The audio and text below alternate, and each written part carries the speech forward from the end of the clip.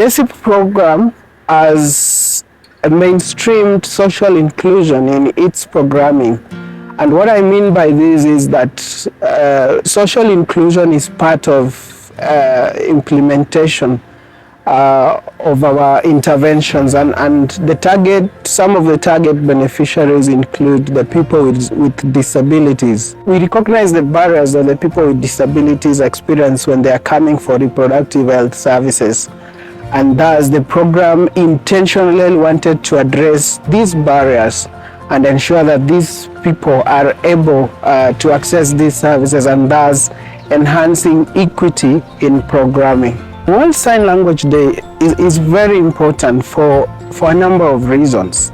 People have not focused on the socially excluded communities when we are delivering services of any kind, and more so the sexual reproductive health services.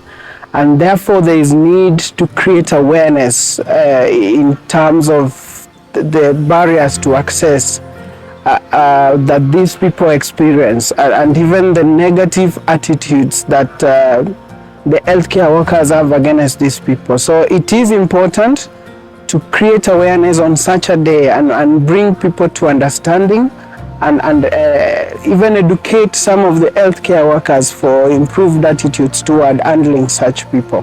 When we started DESIP program in 2019, the program having one of its target beneficiaries as people with disabilities, did an assessment to assess the situation in terms of how disability friendly were our facilities, our platforms, our decision-making organs in terms of health. And I think the program has made a lot of progress, because one of the interventions the program did was to undertake capacity building of training of healthcare workers on social inclusion, and this really has helped them to understand the situation of the socially excluded people, especially the people with disabilities. We've advocated for inclusion of the disabled or people with disabilities in some of the forums, like the technical working groups and other decision-making and accountability forums in the counties. We've been able also to produce a lot of materials. For example, we've produced brailles for people who are blind. We've developed sign language posters and materials, IEC materials, that is going to help in communication with these people.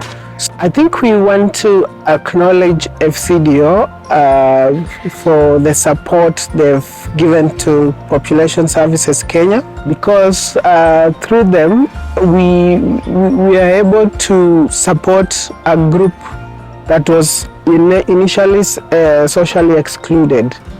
And through their support, we've worked with the networks for people with disabilities. Through their support also, we've interacted with these people. Through their support, we've had influence in the community. So we want to acknowledge them and thank them for what they've done and the support they've given to PS Kenya through the DESIP program. Of course, in the 12 counties that we are in, we normally have meetings that we communicate what we do involving the people with disabilities. We are also very active in the social media handles, and you could follow us. We post a lot of information on the support that we offer to the people with disabilities. So we hope to interact with you in our social media handles.